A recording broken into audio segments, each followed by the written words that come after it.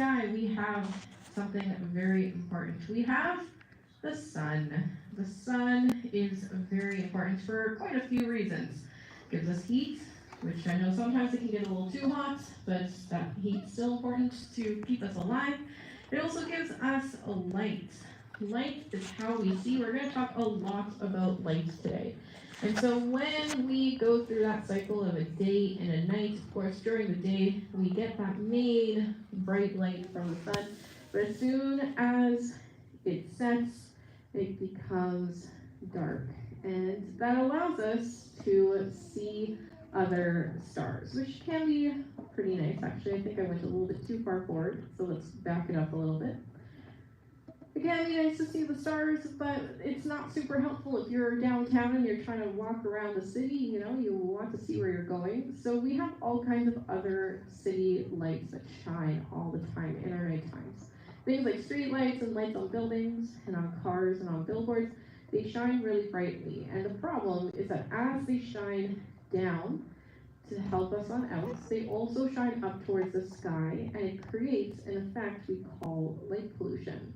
So the more lights you have around you, the fewer stars you're going to be able to see. So if you do want to see the stars and some other things as well, you will need to try to get away from the city lights as best as you can. So if you're heading out at some point this summer, if you're going camping or going on a hike or something, and you're going out, you're going to find that a real dark night looks a little something closer to this. So you can see lots and lots of more stars, and then in those stars you also have, of course, our Milky Way that we are going to learn a lot about today. I'm going to bring the stars down just to something a little bit more realistic, but let's keep that Milky Way nice and bright. So, of course, the Milky Way itself is still a challenge to see for a few reasons, mainly being that I've bumped it up quite a lot in terms of how bright it is, but it's usually not very, very bright. And the problem is that our eyes are not really going to catch onto this kind of fuzzy light too well, because it's not like super distinct. It is there, but it's like, where is the edge of that light, right? Is it over here? Is it over here? It's hard for us to kind of make a shape of it. So our eyes do need time to adjust to the dark and allow us to find this galaxy. Of course, this galaxy also goes by many different names. We do know it quite commonly as the Milky Way, which comes from the Greeks, who decided that it looked like milk that was spilt upon the sky, but it's also known as the River of Spirits to the Innuak. Or it's also the Celestial River to skywatchers in India and the Near East, and it's known as the backbone of night to the people of the Kalahari Desert. What you are seeing right now is the interior view of the galaxy. It's us from the inside of this giant pinwheel of 400 billion stars.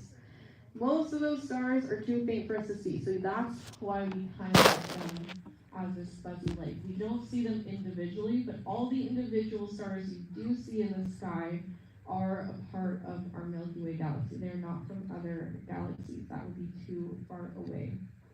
So we get all of the little dots, and we get this beautiful arch over them.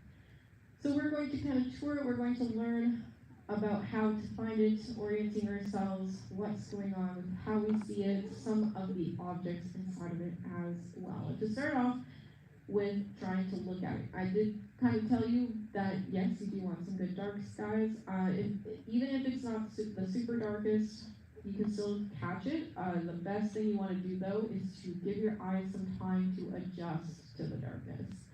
Right off the bat, if you go from a bright daytime into a dark room, your eyes take time to adjust to it, right? So you want to give your eyes about 20 to 30 minutes to adjust to the darkness, and that will be a little bit better. But on top of that, you want to know where to look. So I have a few constellations that can help you with that. So constellations are shapes that we create in the sky. There's lots of different ones that come from many different cultures around the world and often have stories associated with them. but also they can be great navigational tools. They can help us with finding directions. They can help us with finding out what time of year it is, what time of the day it is, or the night, and with finding objects in the sky. So here is a shape that I bet you can probably tell is a triangle. So these are three very bright stars that come from three different Greek constellations. So we have Vega, we have Neb, and we have Altair. That's the star names, and then they are in the constellations of Lyra the harp, Cygnus the swan, and Aquila the eagle. Aquila is the one down here. Cygnus is the one up here. I just always say them in the wrong order. So if you are looking, the three stars are the brightest ones out of all of them, but Vega and Lyra, so Lyra the harp, other stars there are going to be pretty dim. You probably won't see it. You probably also won't see too much of Aquila the eagle, but you might catch Cygnus the swan. Cygnus is also known as Niska the goose in the Cree. So whether you want to use goose, whether you want to use swan, either or is totally fine. But what you'll see is that, of course, this bird, either way, is flying along the path of the galaxy. So finding the triangle and then having this cross will help you with knowing at least where to look. So you're looking over here, and you're not hopefully looking over here somewhere and then not finding the Milky Way. So give your eyes some time, and you will eventually see it. Now we are looking from our perspective, and we still get some good views in our skies, but there are better out there, because what we get over here, this kind of thinner line, is the outer parts of the galaxy. You can see as we get further on down here, it gets more exciting, it gets bigger, and that's because that's the center. And so if we want to actually see the center better, we need to move down south on Earth, like this. We're moving down to about a latitude of -30, so we'll think somewhere in South America. This is the perspective, and you get much, much more of the sky. This is kind of why there's a lot of telescopes in Chile, for example. There's lots of good viewing in Chile to get some good astronomy done. There's a couple of constellations in this region. You may have heard of Sagittarius, for example. The Archer kind of looks like a teapot, this part at least. Sagittarius takes up this part of the sky, and in astronomy we often use European or Greek constellation system to describe where things are.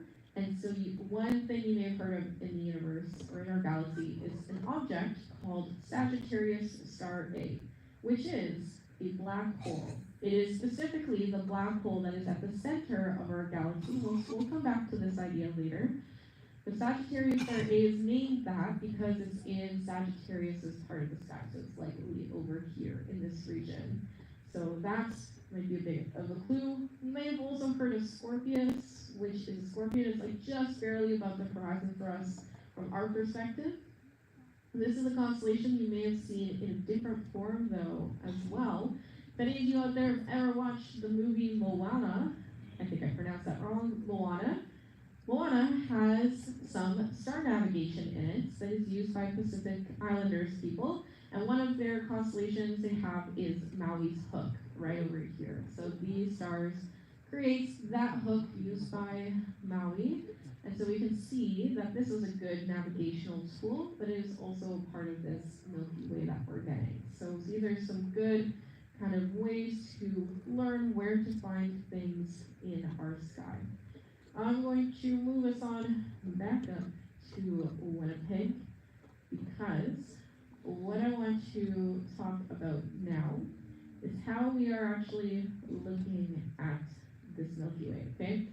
So when we look at anything, like we've talked way too much about probably already, is that we use light. Here's the weird thing about light. What we see is not all of it. There's actually more to light than just our eyes are able to catch. There's a whole spectrum. And to talk about that spectrum, I need to show you something specific. So I'm going to show you an object. This object is called the Crab Nebula, but I'm going to show you the same thing using different parts of the light spectrum. So all of these images in different colors Again, all the same object, but we're looking at different parts because we are luckily able to create telescopes, we can make technology, spacecraft that can look up into the sky and they can look at these different parts of the spectrum. And what it does is it allows us to see the shape of things because some things shine in different parts. So when we put all of these images together, we then get a fuller picture of what this actually is. So now we can actually see all of the Crab Nebula and not just one piece of it. So all these colors are representing the different parts. So you've got the red is the radio waves. I know we listen to the radio, but radio waves are technically light waves. What's not on this one is microwaves. Microwaves are in here as well. Again, a light wave. Then we also have infrared. You may have heard of like heat vision, infrared. Visible is what we see, so we just get this tiny little sliver of the light spectrum, so visible. Ultraviolet, maybe if you put sunscreen anytime on in the past few days, you protected yourself from UV radiation, that's this, ultraviolet. X-rays, if you've ever gotten an X-ray done of your bones before, and also on the other end is gamma rays. So we have a lot going on here. We've got different wavelengths.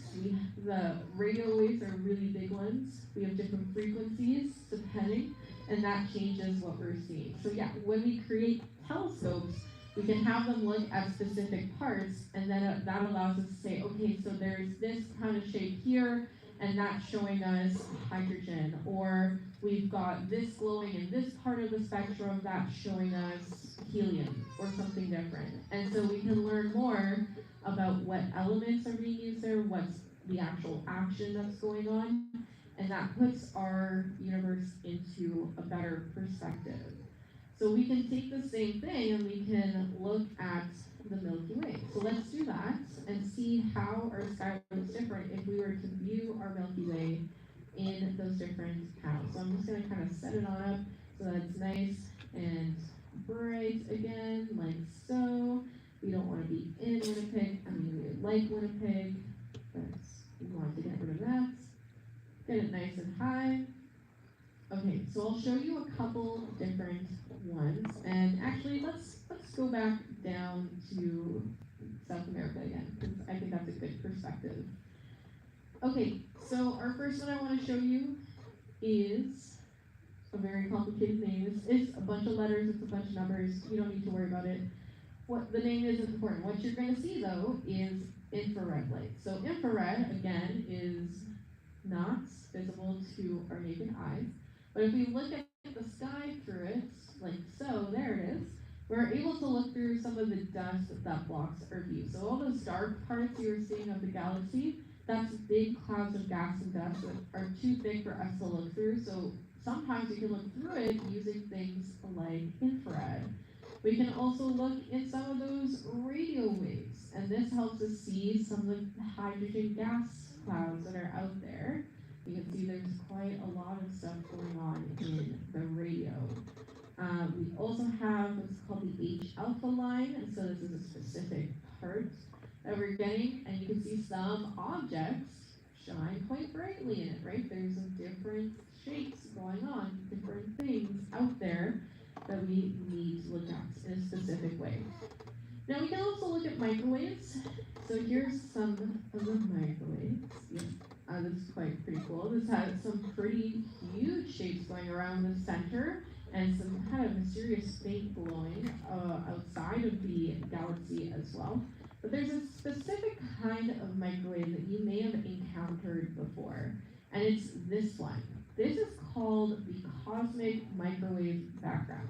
And if you've ever, I don't actually know if anybody uses cable anymore, to be honest, but if you've ever flipped through the channels on your television before, and all of a sudden you come to a channel that doesn't have a signal, and you know how you get that like white noise, that like fuzzy static?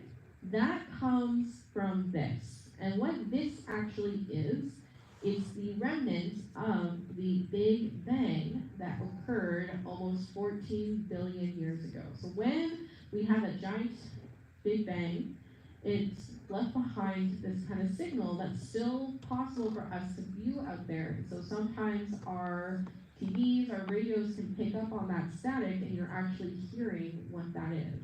So yeah, when we create telescopes, we get these different views. But looking at the universe from here, I mean, it's pretty nice, but I think we can look at it a little bit better. So let's take a jump off of Earth for a moment and take a peek at what our galaxy looks like from a distance. So this might take a second. Oh, there it is. Just decided to be a little bit strange. So as we zoom on out, this is our perspective from the side, which is obviously what we get from Earth itself.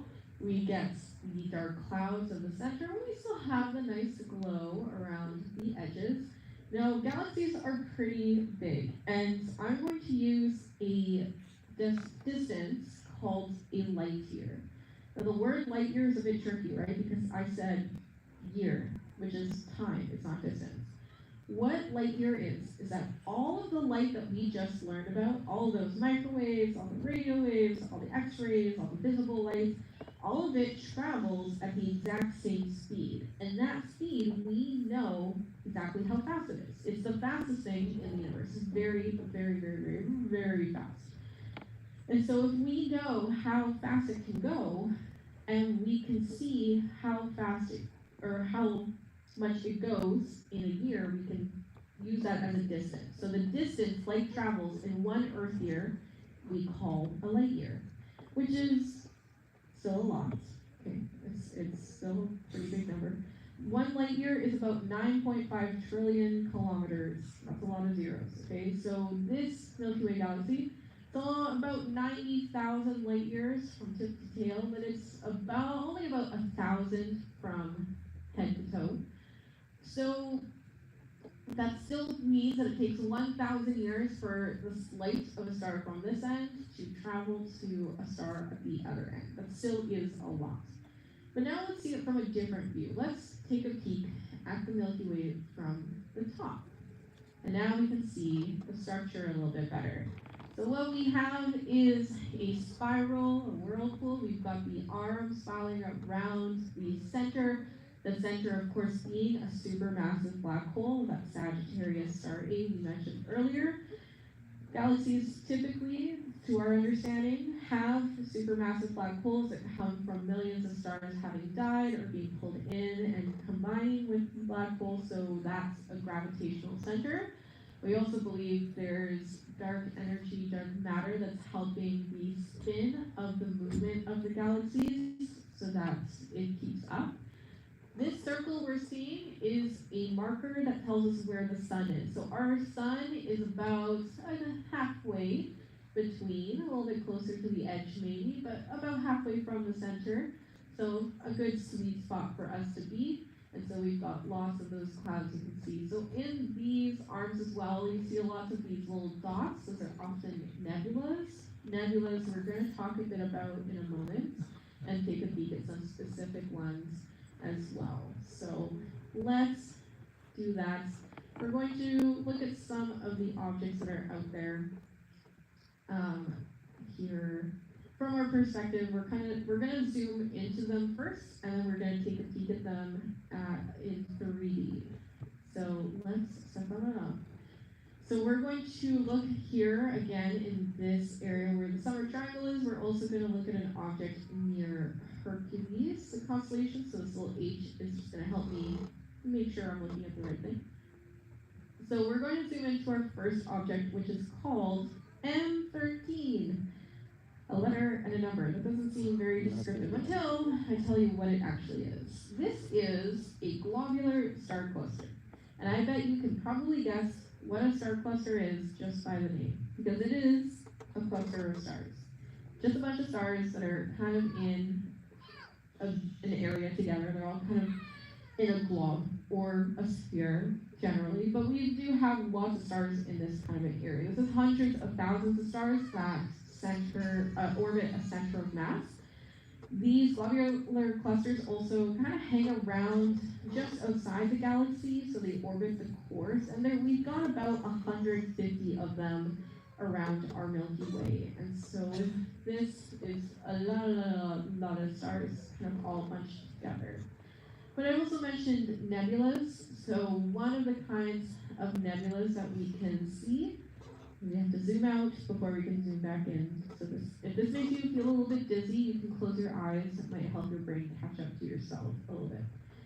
The problem with nebulas is that when we first were seeing them through telescopes, we just kind of saw these cloudy looking objects, and so we named them clouds, but in Latin. That's what a nebula means, it's cloud in Latin. And it wasn't until later that we kind of realized that they were not all the same kind of thing. So for example, this is called the Ring Nebula.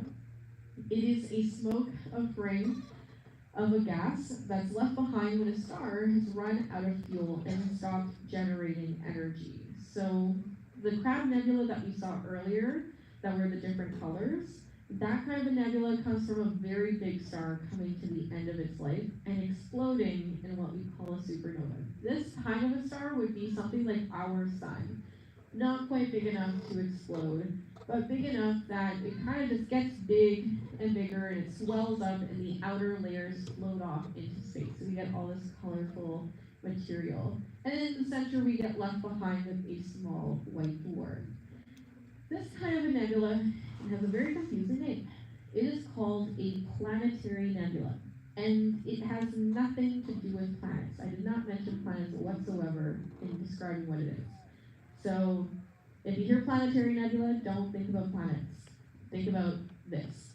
The other kind of problem when we see images just like this is that we often only initially see the 2D version. You're just seeing a flat image. So this kind of looks like it could be like a donut.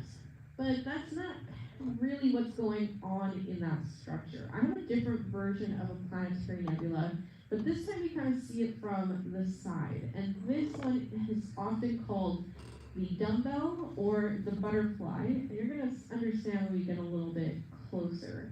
Because instead of having that nice ring, you'll see it kind of gets thinner here in the center, like it's kind of focusing in.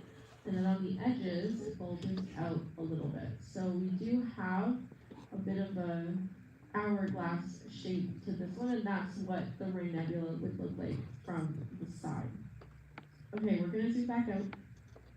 And now, let us do these objects in a different view. Because the thankful thing is that scientists have used telescopes, they've used computer simulations, and they've created 3D models of some of these objects. So to do so, we are going to take the long way around, I believe. And to do that, we are going to jump off of Earth first and kind of get a perspective of what's going on here. So goodbye, Earth. We enjoy you, we love you, you keep us alive, and that's the best part. We are going to now zoom away from our planet to see where some of the other ones are. Just going to kind of peek at our solar system here. There's lots of other planets around other stars as well. So when we look at our solar system, we are pretty unique in some ways, in that we shouldn't expect other planetary systems to look like ours. It's not always going to be that the rocky planets are closest to the sun, and then the gas giants are next, and then the ice giants are on the other edge. It's not always how the shape appears. But here we have our other planets. So you can see there is a lot of empty space in between them. So one of the most important things in the universe is empty space. Kind of seems counterintuitive, maybe. I will point out Pluto is included in this because we apparently have not updated this in the past 20 years, but that's okay. To take a step back even further, we get the Kuiper belt, which is a belt of icy objects, including dwarf planets like Pluto and some of the other dwarf planets that we have. And even further back, we have the Oort cloud. Oort is spelled with 2 O's. It's very fun to say Oort. Oort cloud. So this is also tiny icy bodies that we call comets surround our solar system in all directions. So sometimes those can get a little bit closer and come into our solar system. We're going to visit our nearest star to the sun. This star is called Proxima Centauri. It's a red dwarf, so it's smaller than our sun, and it's a little bit over 4 light years away, which again, remember, means it takes 4 years for the light to travel from this star to us, or for our sun's light to travel to it. That doesn't mean that we have the capability of traveling that fast yet, though. With our current technology, it would take us about 80,000 years to get there. And I don't know about you guys, but I'm not going to become 80,000 years old in my lifetime. So, fortunately, we're not going to quite reach there unless we have some massive scientific breakthrough, and I highly doubt that will happen. It does also have a confirmed planet, and probably it has a second one. And so these are going to be the closest to our solar system. We can take a step back and look at Alpha Centauri, which is its neighboring star as well, so a little bit further out, but still part of the Centauri system. I do believe it should show up a little bit closer. Or we kind of get, yeah, okay, we don't get closer than that. That's okay, because I want to show you another star very up close. We're going to take a look at Vega. So remember Vega, all the way back from the beginning, was part of the summer triangle. Now, let's actually see what it looks like when we get close up, like so. Perfect. So Vega is not super far away. It's about 25 light years away. It's the brightest star of the summer triangle, and it's twice as big and twice as hot as our sun. In fact, it also spins so fast that you can see that the star is not quite a circle. It's a little bit like more of an oval shape, because it kind of bulges in from the centrifugal force of the rotation. So there's a little bit of a odd shape to it, kind of more like an egg than a circle, I suppose. But our objects that we saw earlier, right? So let's visit one. Let's visit the Ring Nebula first. So remember, Ring Nebula, the planetary nebula, it is further on out by quite a bit. This one is 2,500 light years away. But as we zoom out close, here she is. And I'm going to kind of give it a spin. You can see the shape from the other side is a bit different. So we do have more things going on. Kind of like the dumbbell, right? So the dumbbell, of course, we are going to visit that one too. And this one's going to be a little bit stranger because the dumbbell is actually shrouded in a cloud of dark dust that looks very creepy and kind of scary in my opinion. See? It looks like there's something wrapped around it. So all this dark clouds that we can't always see through. So remember, we have to use different kinds of light. Sometimes we are able to look through these thick clouds of gas. Sometimes it's not possible. But you can see some of the angles changing. This one is a little bit closer, and by closer I mean it's 1,300 instead of 2,500. And then one last one, I want to get us back to that globular star cluster again, M13. That is much further away at 22,000 light years. So we have to step out of the galaxy now this time to see it, but you do get the fact that it is just a giant ball of stars. So just kind of imagine for a moment, if you lived on a planet that was tucked away somewhere in that ball around one of the stars. Imagine how many stars you would have in your night sky. You wouldn't even have night. It would just be daytime all the time. You could see so many suns in your sky, so you would probably never actually get to see the Milky Way because it would always be so bright. So it would be much different of an experience. Okay, so we are coming close to the end of the show, and to end off, I want to show you all this. We've talked quite a bit about how we are looking with different telescopes, and we can use technology. So I want to actually show you a comparison of some telescope images. So I have some pictures from James Webb and Hubble.